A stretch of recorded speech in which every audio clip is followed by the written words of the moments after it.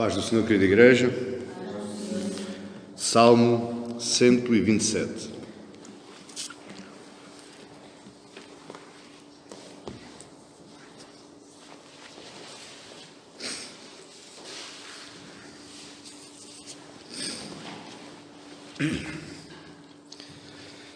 Se o Senhor não edificar a casa, em vão trabalham os que a edificam. Se o Senhor não guardar a cidade, em vão vigia a sentinela. Inútil vos será levantar de madrugada, repousar tarde, comer o pão que penosamente granjeastes. Aos seus amados ele o dá, enquanto dormem. Herança do Senhor são os filhos, o fruto do ventre seu galardão. Como flechas na mão do guerreiro, assim os filhos da mocidade. Feliz o homem que enche neles a sua aljava. Não será envergonhado quando pleitear com os inimigos à porta. Amém? Pai Santo, graças te dou, Senhor, pela tua palavra. E eu te peço nesta noite, Senhor, que derrames, Senhor, o teu Espírito, o Espírito de conhecimento e sabedoria sobre cada um de nós, para que nos esteja, Senhor, iluminado os nossos espíritos, para que venhamos a entender tudo aquilo que queres falar esta noite. Me ajuda, Senhor, a transportar a tua mensagem até ao coração destes meus irmãos. Senhor, me utiliza. Faz de mim, Senhor, utiliza, Senhor, a minha boca, utiliza, Senhor, a minha mente, utiliza, Senhor, todo o meu corpo. Que as palavras da minha boca e como ditar do meu coração sejam, Senhor, agradáveis na tua presença, em o nome do Senhor Jesus, para a tua honra e para a tua glória. E todos dizem comigo, amém? E glória a Deus. Salmo 127, e eu queria pensar convosco num tema que é: todo o bem procede de Deus. Todo o bem procede de Deus. Muitos já estão aí pensando assim, pastor, mas já pregou o Salmo 127 tantas vezes. Pois já, é verdade. Mas eu creio que hoje vai ser diferente. Eu creio que hoje Deus vai acrescentar mais alguma coisa daquilo que você se lembra lá atrás, daquilo que eu preguei acerca deste salmo. Amém?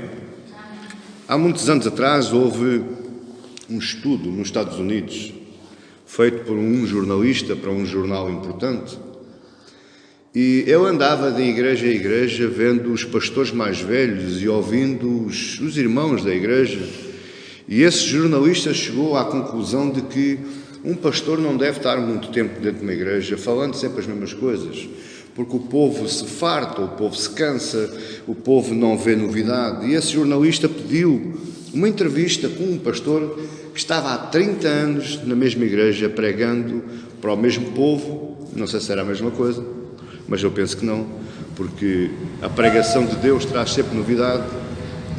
E o jornalista pergunta ao pastor, pastor, eu estou aqui fazendo um estudo e cheguei a uma conclusão, que não vale a pena um pastor estar tanto tempo dentro de uma igreja. O pastor deve rodar de igreja em igreja para que haja novidade, para que o povo não se canse. Você não acha, pastor?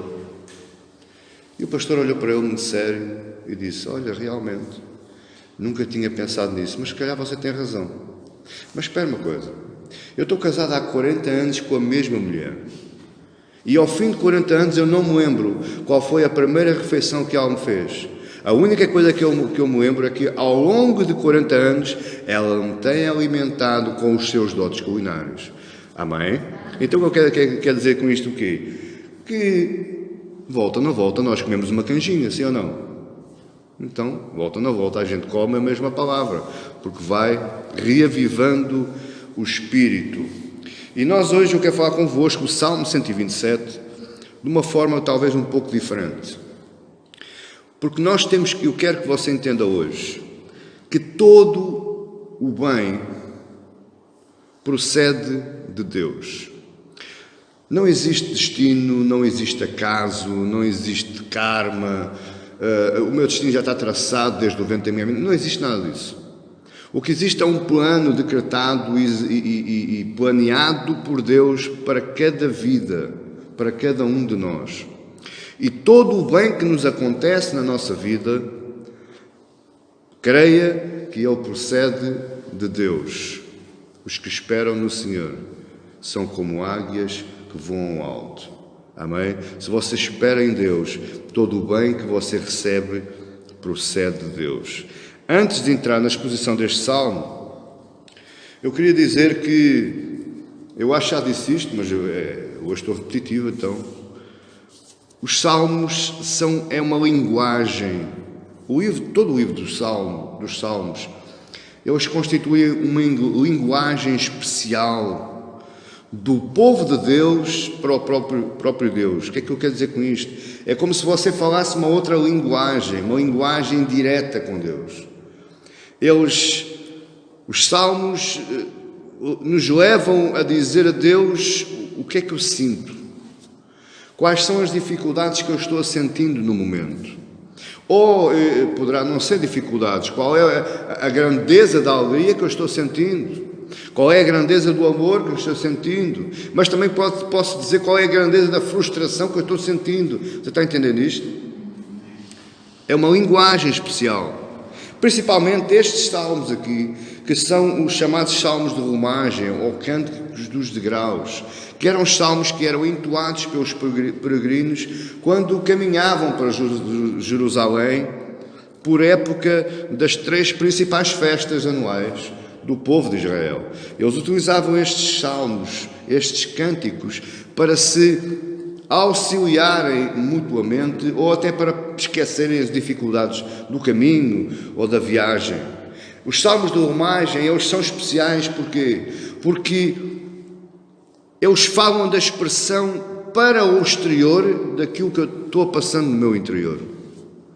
Estes salmos são de emoção, todos os salmos são salmos de emoção, eles falam de sentimentos, são expressões emotivas daquilo que eu estou sentindo. Este é um salmo,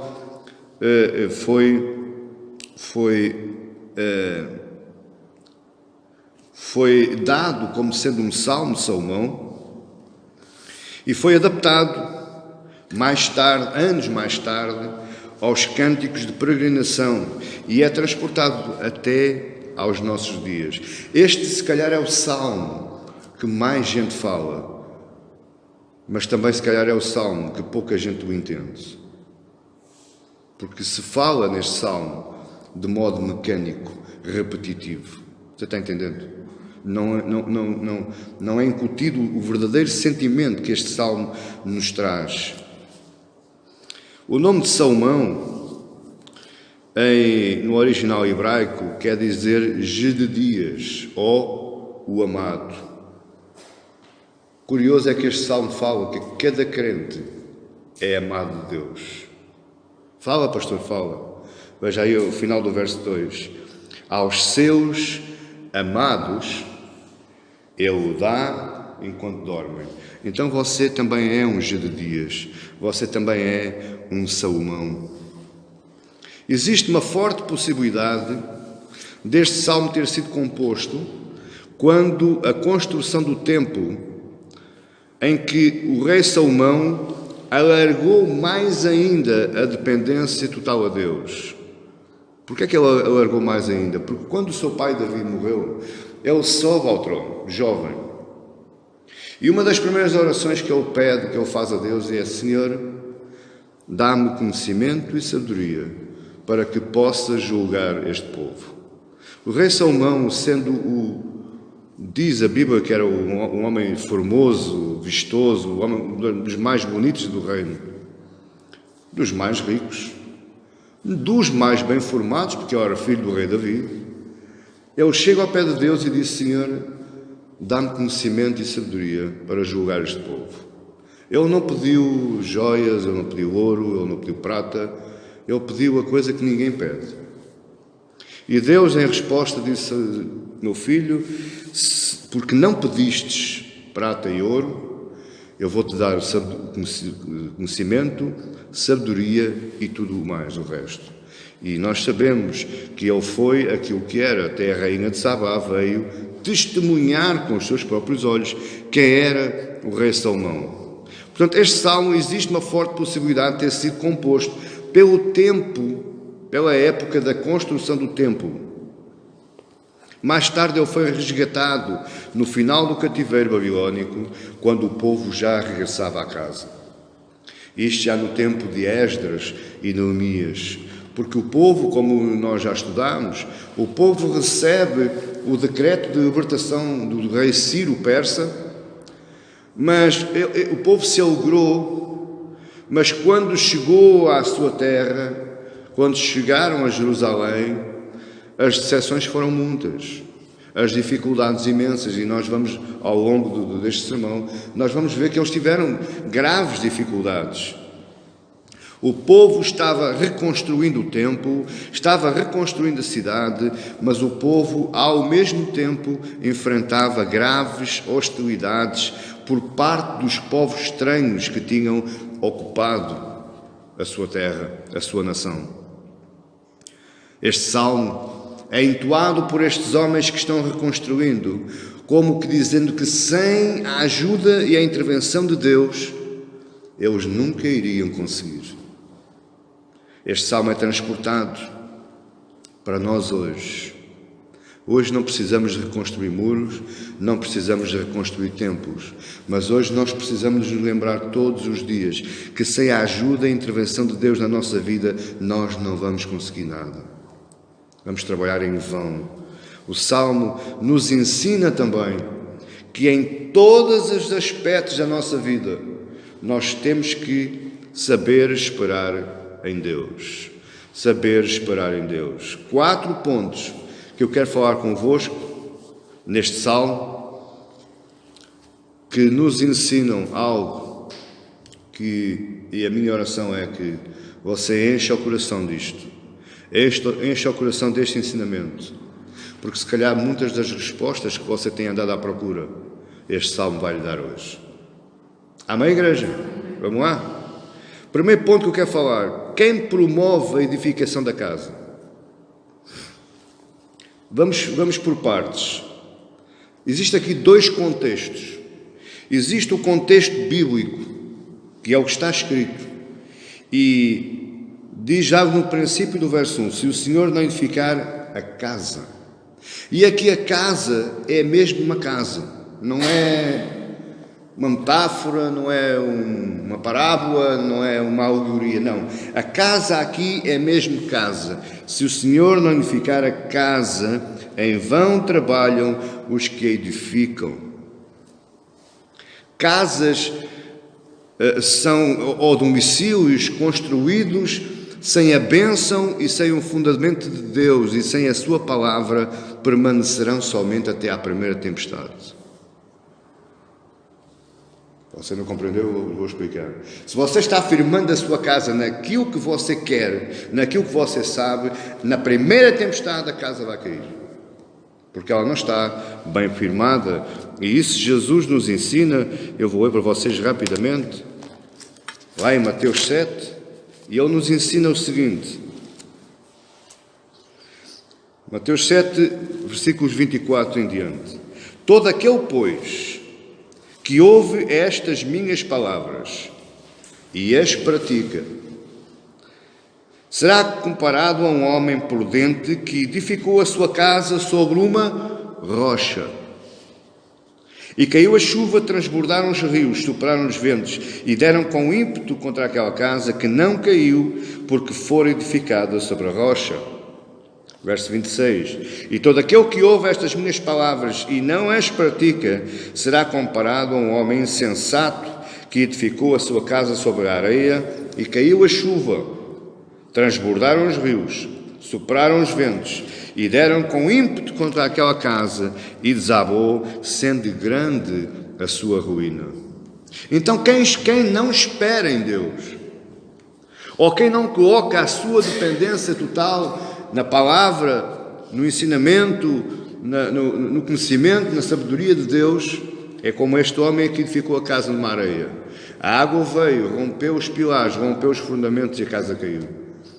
Agora, quem coloca a sua esperança em Deus e quem coloca a sua dependência total em Deus, está construindo uma casa sobre uma rocha, e essa casa nunca vai cair. No contexto atual, muitos de nós E não pense que eu estou aqui armado em super espiritual, que eu sou diferente. Não sou nada diferente. Muitas vezes o ímpeto do nosso coração, o ímpeto da nossa emoção, faz coisas que mais tarde nós nos vimos a arrepender. E é bom que você reconheça o erro. Muitos querem fazer coisas hoje. Muitos querem construir lares. Muitos querem formalizar projetos.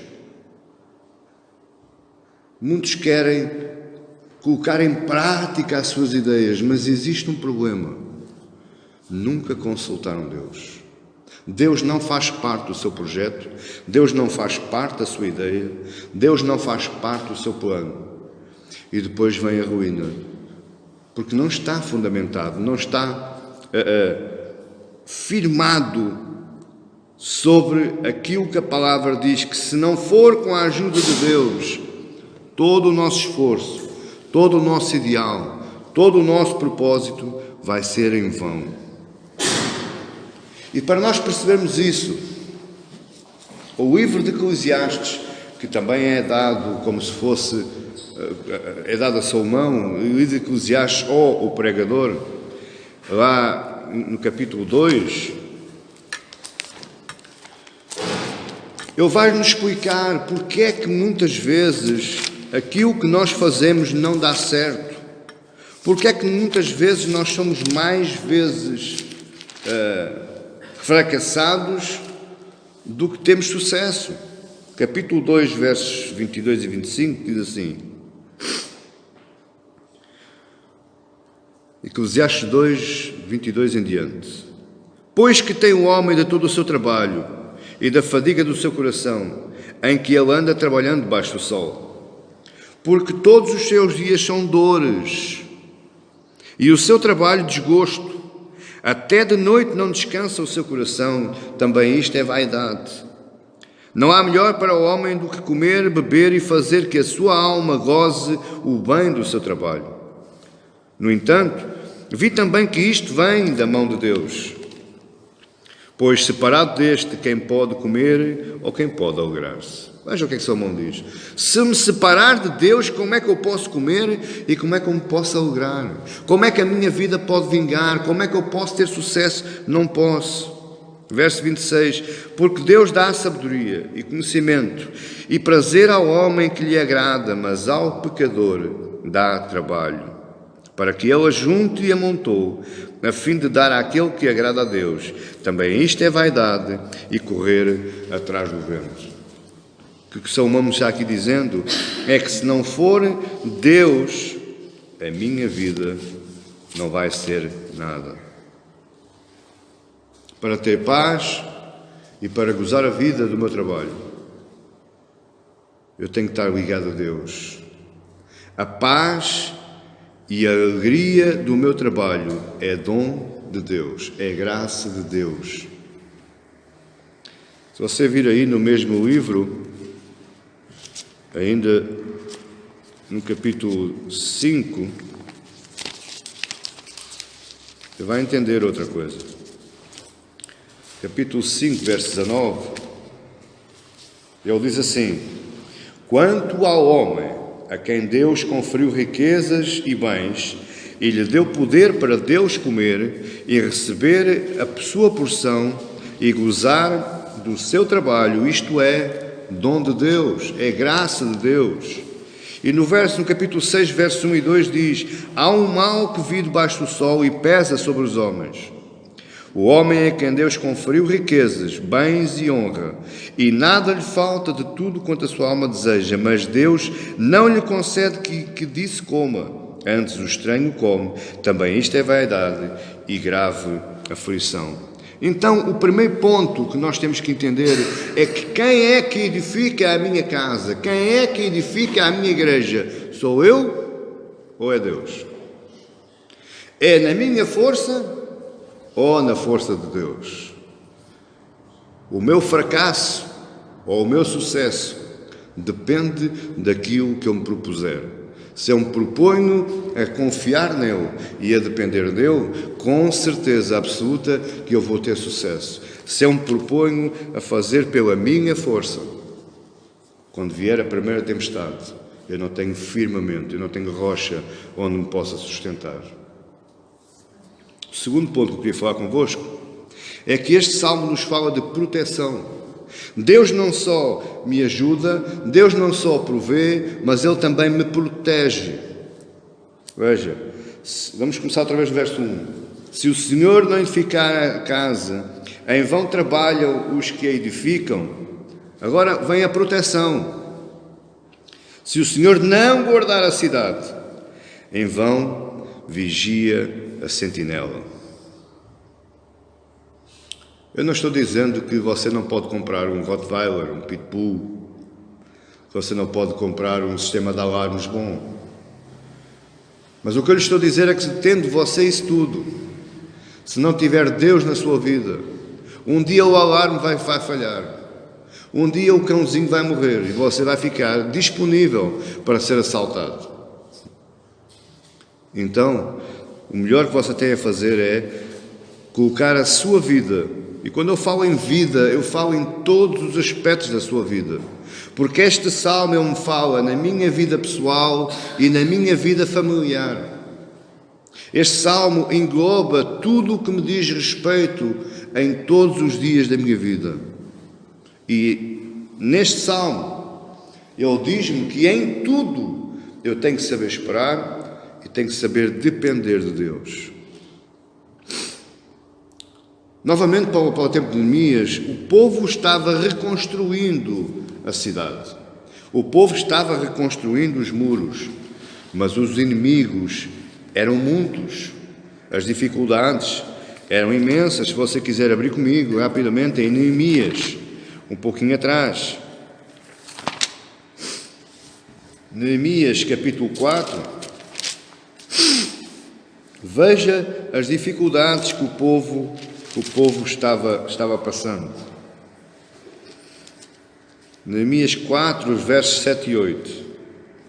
Mas ouvindo Sambalate e Tobias, os arábios, os amonitas, os asdoditas,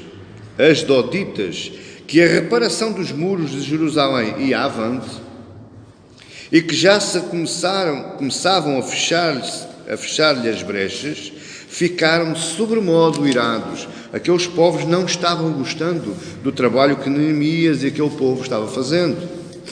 Verso 8. Ajuntaram-se todos de comum acordo. Para quê? Para virem atacar Jerusalém e suscitar confusão.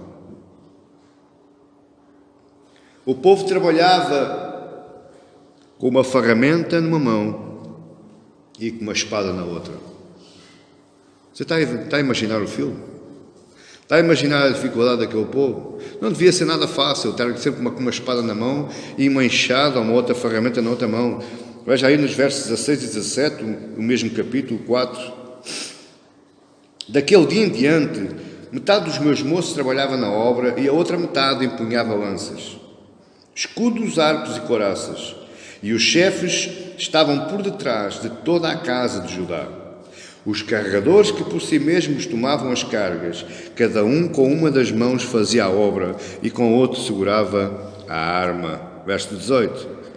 Os edificadores, cada um trazia a sua espada à cinta e assim edificavam. O que tocava a trombeta estava junto a mim. Apesar disto, apesar da ideia que Neemias teve de armar o povo com ferramentas para trabalhar e com armas para guerrear, ele tinha a noção que sem Deus a vigilância era vã, porque é Deus quem os protege. Uma coisa que você tem que entender é que existem várias passagens na Bíblia, e eu posso dar-lhes todas, em que diz que Deus nos dá o justo descanso. A noite, Deus fez para que nós descansássemos, para que nós dormíssemos. Muitas vezes você passa a noite vigilante. O que é isso, pastor? Eu não estou a dizer que você está guardando a porta ou está guardando a janela. Não, você está vigilando a sua vida. Você está magicando como é que de manhã vai resolver o problema. Você está sustentando uma ideia de proteção que parte de si próprio. E a palavra de Deus diz: se o Senhor não guardar a cidade, ou seja, se o Senhor não guardar a tua vida, em vão tu vigias de noite. Maravilha. Este salmo nos fala de proteção. É Deus quem nos protege da nossa vida exterior. É Deus quem nos livra do laço passarinheiro. É Deus quem nos livra de todo o mal. Mas também é Ele que nos sustenta enquanto nós dormimos. Neste tempo não havia Xanax, nem havia Valiums. Neste tempo havia Deus. E o povo descansava, o povo dormia durante a noite. Então, por que é que hoje as indústrias farmacêuticas estão cada vez mais ricas à custa dos ansiolíticos, dos sonoporíferos, dos comprimidos para dormir, dos comprimidos para aliviar a tensão, para aliviar o stress? Sabe porquê? Porque o povo ainda não reconheceu que sem Deus você pode vigiar aquilo que você quiser, porque você nunca vai descansar, você nunca vai dormir. Mas existe um terceiro ponto que eu queria falar convosco acerca deste salmo, que é Deus também quem nos sustenta. Ele edifica a nossa casa, Ele faz os planos por nós, Ele nos protege, mas Ele também nos sustenta. Naquele tempo, lá no Oriente Médio, a base da economia de Israel, ou seja, o que eles produziam, era mais à base da agricultura e à base da pecuária. E nós sabemos que tanto um trabalho como o outro exige que nos levantemos cedo. Os animais têm que ser tratados cedo, de madrugada, antes do sol raiar. Eles tinham que ser levados para os pastos ainda à noite, cedíssimo, porque os animais não podiam fazer caminhadas durante as horas de calor, porque senão já não engordavam. Então obrigava aos donos dos animais, obrigava aos agricultores a se levantarem muito cedo. E nós sabemos que quem se levanta cedo gosta do quê? Se deitar cedo. E quem se levanta tarde nunca se vai deitar cedo, porque o corpo tem aquele descanso que não pede cama. Agora, o que é que está aqui acontecendo aqui no Salmo? É que este homem que o Salmo fala, ele tanto se levanta muito cedo como também se deita muito tarde. Olha comigo aí. Inútil, verso 2, inútil vos será levantar de madrugada e repousar tarde, e comer o pão que penosamente granjeastes. É inútil, a palavra inútil diz tudo. Não se aproveita, não é proveitoso. Você anda trabalhando que nem um louco e não é esse o plano de Deus. Não é esse o projeto de Deus. Se você pensa ou se você faz da sua vida laboral, da sua vida de trabalho, o sustento, o Deus da sua vida, então tudo é vão. É como lemos lá em Eclesiastes: granjeia, granjeia, granjeia, granjeia, mas nunca vai comer. E normalmente é isso que a gente vemos. Os grandes multimilionários, eles têm grandes dores de cabeça. Eu não queria a dor de cabeça deles. A pastoria conta, também não. Porque quanto mais dor de cabeça. É investimentos para aqui, é bolsas para ali, é percas aqui, é percas ali. E depois, quando morrer, não leva nada. Outros vão comer, é o que diz lá Eclesiastes 6. Outros vão comer. Portanto, não adianta trabalhar que nem um louco. E eu não estou, atenção, eu sei que não é para vocês, eu estou gravando. Eu não estou falando, eu não estou fazendo apologia a quem não quer trabalhar, a quem é malandro, preguiçoso. Então se Deus me sustenta, eu já não tenho nada que me chatear. Não. Chatei sim. Trabalho sim. Deitar e dormir é justo descanso e é dom de Deus. É um gift, é um presente. Mas o trabalho também é. Porque o próprio Paulo fala lá que quem não trabalha também não come. Então nós temos que trabalhar. O que nós não trabalhamos é que nem loucos. Como diz aí, comer o pão que penosamente granjeaste. Isto é trabalhar que nem louco, que nem doido. Isto é trabalhar em esforço, em sacrifício. E isto é dar consequência na minha vida à maldição que Deus colocou sobre a terra, lá em Gênesis 3, versos 17. Com o suor do teu rosto comerás o teu pão. Isso foi uma maldição que Deus declarou sobre a terra. Mas nós já não estamos sobre a maldição, porque Deus já voltou atrás. Ele está aqui, Ele dá aos seus amados enquanto dormem. Deus aqui voltou atrás na maldição. Então porquê é que eu ando dando asa à maldição? Porquê é que eu estou procurando a maldição? É como Deus diz lá em Deuteronômio: tens um caminho que é o bem e o mal, tens a vida e a morte. Agora qual vais escolher? Vou escolher a morte.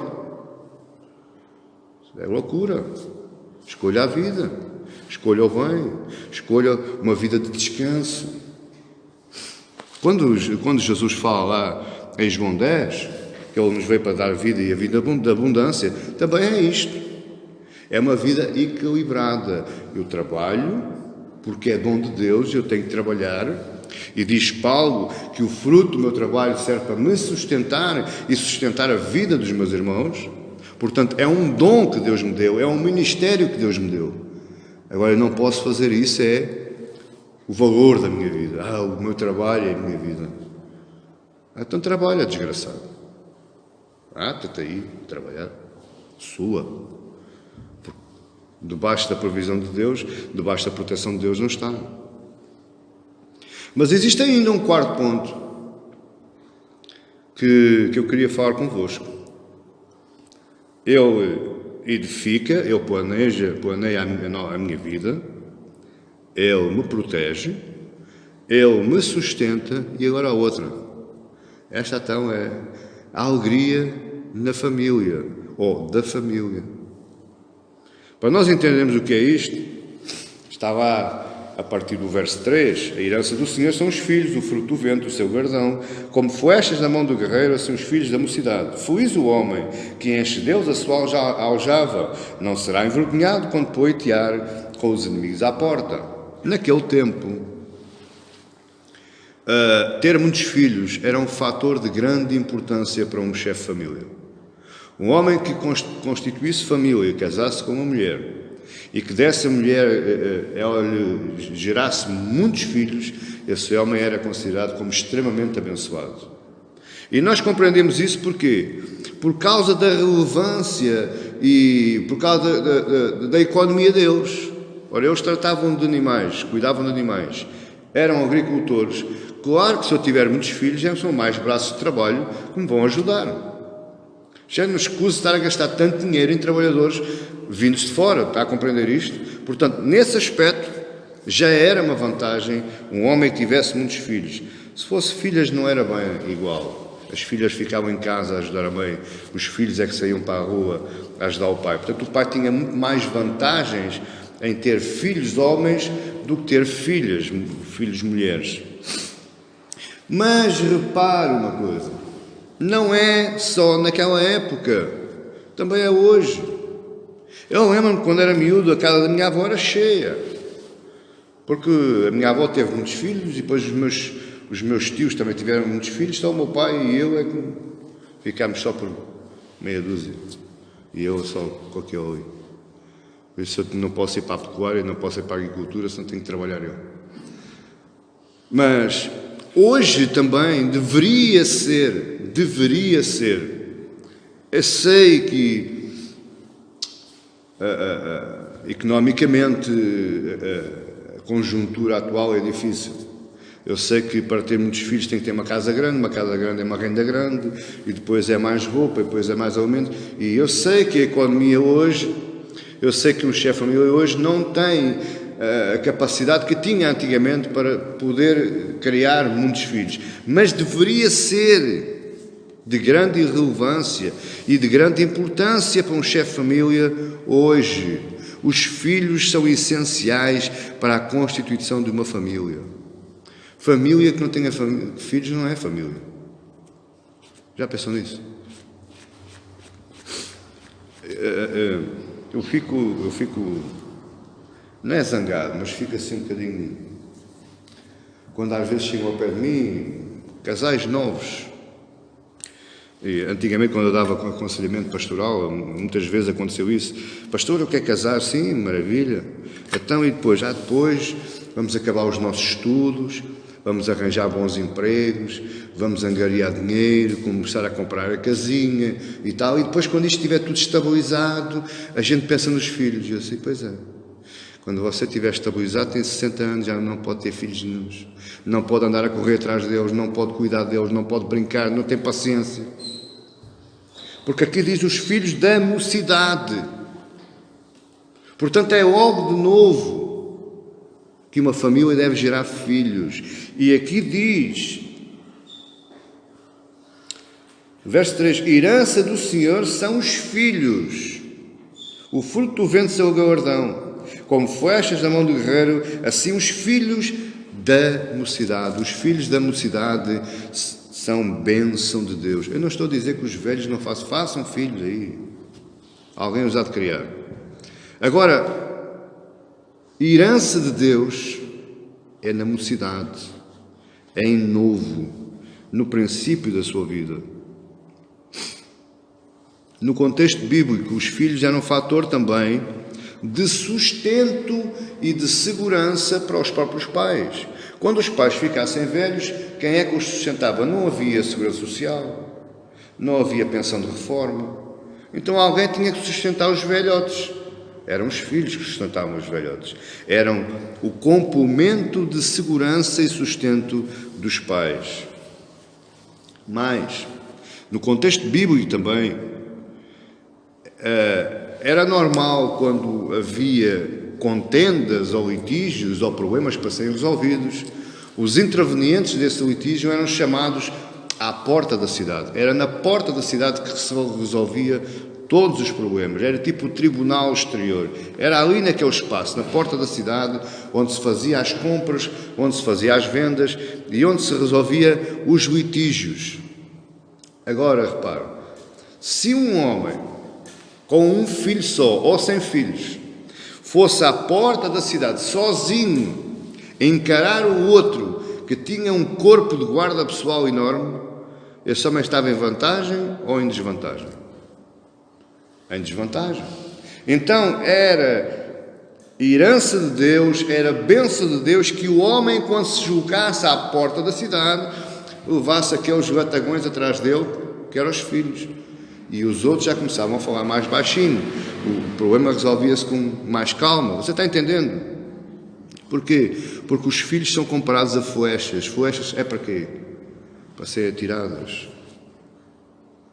Esta flecha atirada nos dá uma outra lição. E principalmente para as mães. Porque as mães pensam que os filhos são propriedade delas. Não são, filhos. Não são.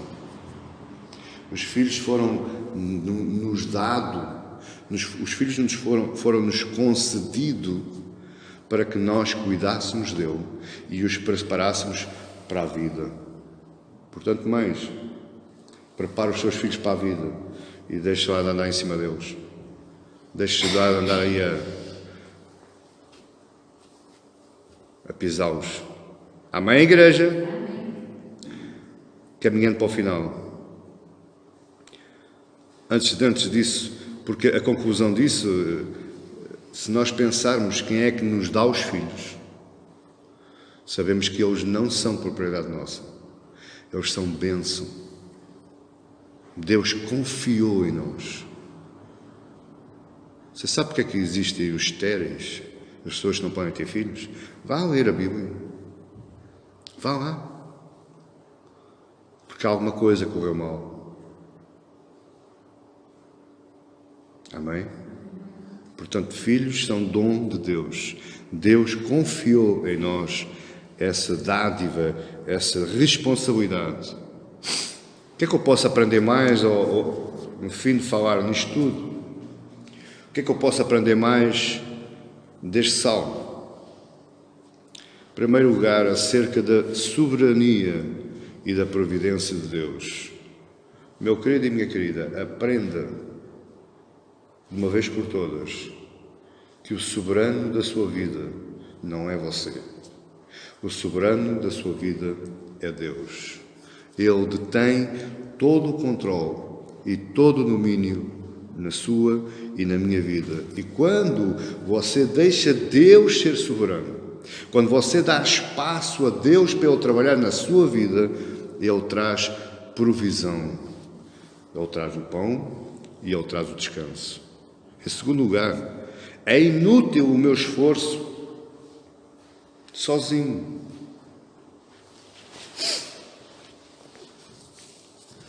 É Deus quem cuida do seu povo. É Deus quem trata do seu povo. Se você ler lá no livro de Atos,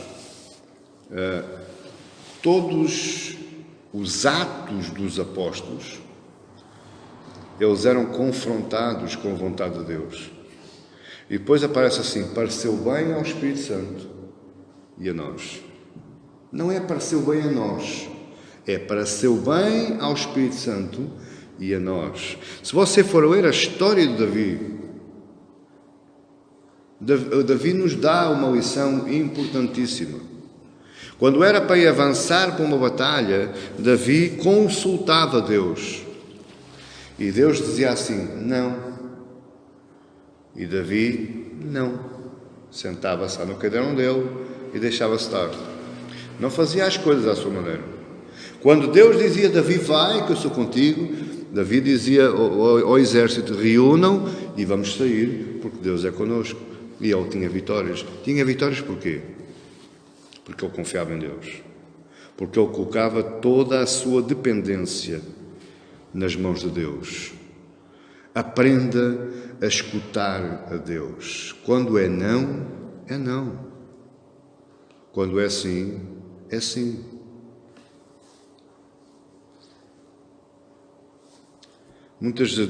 Houve muitas decisões da minha vida que muita gente me chama louco, mas a voz que Deus me deu foi um não. E eu não fiz.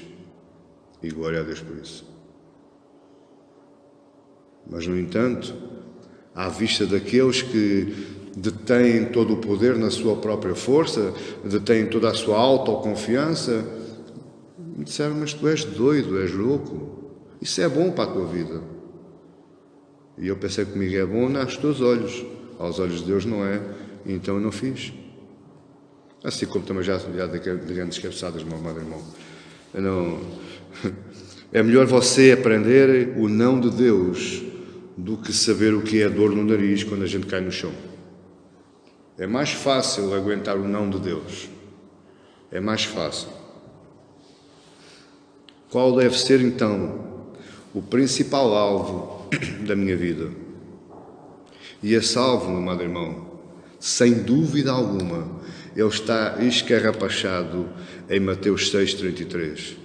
O primeiro alvo da minha vida tem que ser buscar a Deus, a sua justiça. O primeiro alvo da minha vida tem que ser confiar em Deus, colocar toda a minha dependência nele.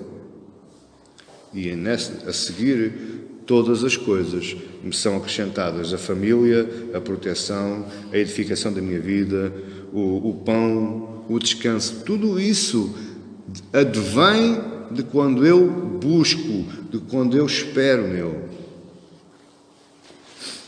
Eu sei, meu irmão, eu sei. Todas as coisas boas da vida são boas. E nós queremos todas as coisas boas da vida. Mas, em primeiro lugar, eu tenho que buscar o sentido da minha vida. E o sentido da minha vida está em Deus. Está na sua provisão. Está na sua proteção. Em quinto lugar, o que é que eu posso aprender mais? Que Deus é a minha justiça. E sem Ele nada vale a pena. Sem Ele nada frutifica. Sem ele nada é produtivo. E por incrível que pareça, meu amado, são poucos os que dão importância a isto. Até mesmo dentro da própria igreja. Quando eu penso que posso tomar todas as decisões, porque Deus é gracioso e misericordioso e se eu errar Ele me perdoa e tapa o buraco. Não, isso não funciona assim. Isso não funciona assim. O que funciona é eu confiar nele. O que funciona é eu saber que Ele é a minha justiça e que se Ele não edificar a casa, eu estou trabalhando em vão. O meu esforço é nada. Não tenho vantagem, não tenho lucro, só me canso, só adoeço, envelheço, fico fraco. Sexto ponto, o que é que eu posso aprender mais? Nestes 5 versículos, a Bíblia diz que sem Deus eu passo os dias da minha vida lutando. Mas luto sem família, fico velho, abandonado e morro sozinho. Eu não me espanta nada, já não me espanta, a sério. Eu fui bombeiro durante 13 anos, então transportava muitos velhotes dos Joares para o hospital, ia às consultas, hemodiálise, essas coisas assim, e depois ia buscá-los aos hospitais e levava-os para os Joares. Eu, na altura, espantava-me. Porque é que havia tanto velho em tanto lar? E todos eles falavam a mesma coisa. Se não fosse aqui a minha vizinha da cama, se não fosse aquele que joga as cartas comigo, eu estava sem falar com ninguém. Até aí a família está trabalhando. A família está cuidando da sua vida. Sabe porquê? Porque nem os pais, nem os filhos têm Deus. Os pais não procuraram a proteção. Os pais não ensinaram aos seus filhos o que é depender de Deus. E agora estão pagando o erro deles da sua mocidade. Amém? Se eu não tiver Deus, nada funciona. É uma vida vã, inútil, imprestável. Eu queria tirar algumas aplicações para a nossa vida deste salmo. E a primeira aplicação que eu quero tirar para nós é que este salmo não nos ensina a preguiça. Se você está a estudar para Mandrião, esqueça. Você não vai acabar o curso. Este salmo não nos ensina a preguiça. Paulo fala em 2 Tessalonicenses 3,10. Quem não quer trabalhar, também não coma. A Bíblia me fala que o trabalho é dom de Deus. A Bíblia me fala que Deus, e se você vir lá no capítulo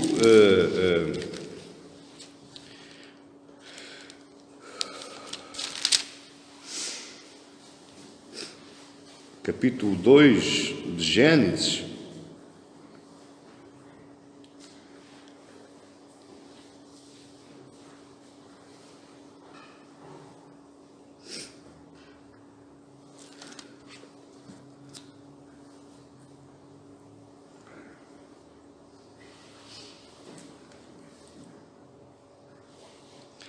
que 2,15.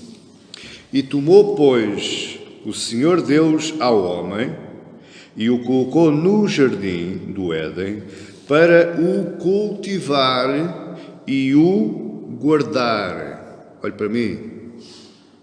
O Adão era mandrião? Era preguiçoso? Não. Deus colocou Adão no jardim, agora cultivas e cuidas. Portanto, isso era trabalho. Só que Adão andava todo contente, porque ele sabia que ao finalzinho da tarde Deus descia para vir conversar com ele. Só passa a ser duro, o trabalho só passa a ser duro no dia em que o homem cai, no dia em que o pecado entra na terra.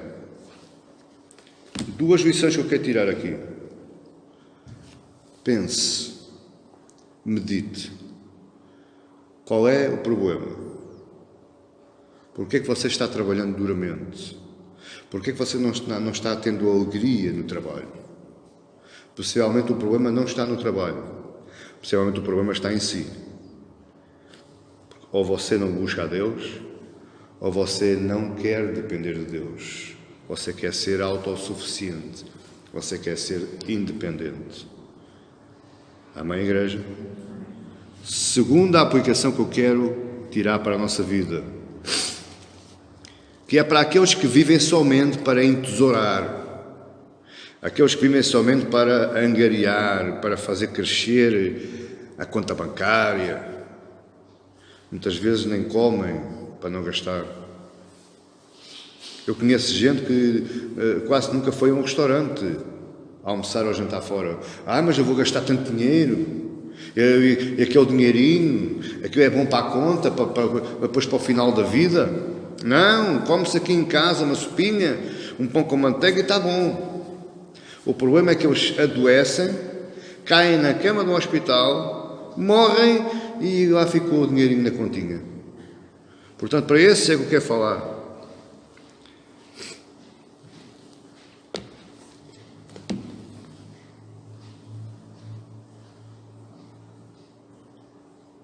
Este salmo também nos ensina uma aplicação que é sobre a minha salvação e sobre o descanso da minha alma.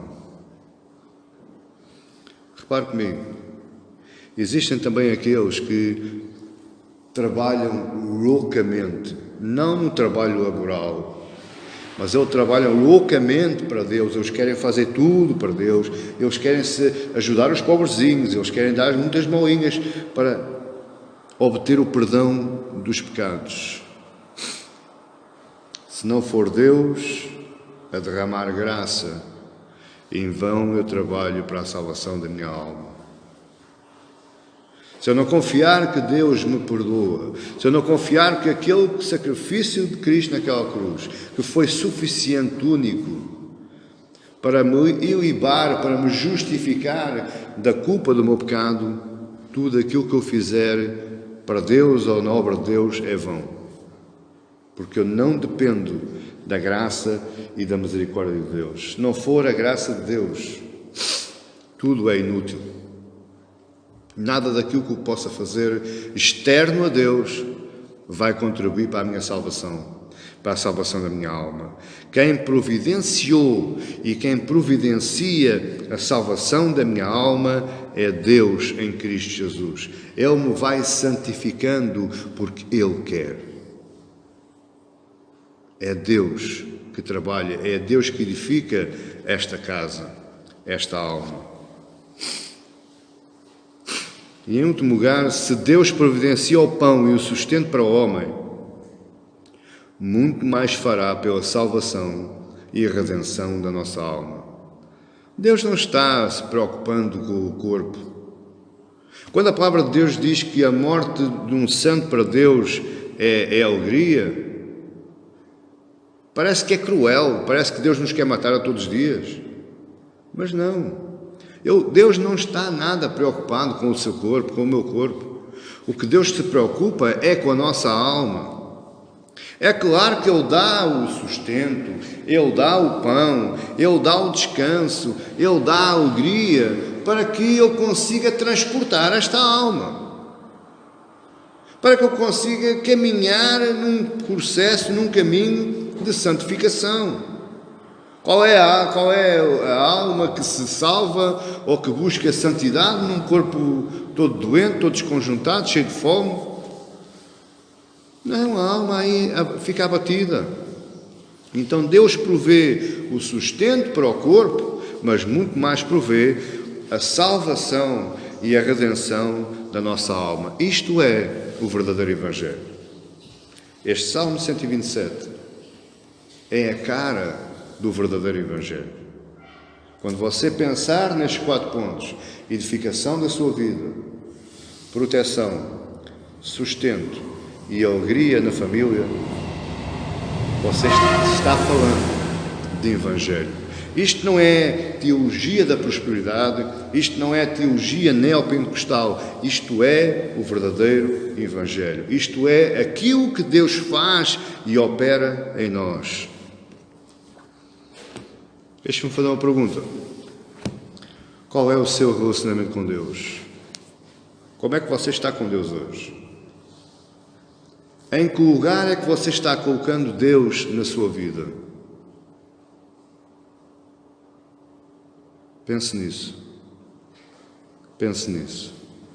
É Deus que nos dá a vida enquanto nós dormimos. É Deus que nos dá o pão enquanto nós descansamos. Amém? Esta é a palavra que o Senhor trouxe ao meu coração para trazer para a igreja, e eu creio que foi edificante para as nossas vidas. Comece a depender de Deus, comece a confiar em Deus, e você vai ver grandes mudanças na sua vida, assim como Salomão viu, assim como muitos homens de Deus viram. Amém? E Deus, graças eu te dou, Senhor, por esta palavra, e graças eu te dou, Senhor, por nos teres alertado para estas grandes verdades. Nos ajuda e nos ensina, Senhor, a confiar mais em Ti. Nos ajuda e nos ensina, Senhor, nos dá disposição de entregarmos a nossa vida ao Teu cuidado, de deixarmos, Senhor, as nossas manias, os nossos planos, os nossos projetos, mas confiarmos somente e única e exclusivamente na Tua providência, na Tua proteção, na Tua edificação. Muito obrigado, Deus. Muito obrigado, Senhor, por aquilo que esta palavra produziu e vai produzir ainda nas nossas vidas. Te agradeço, Senhor, em nome do Teu Filho amado Jesus, para a Tua honra e para a Tua glória. Amém, e que Deus vos abençoe.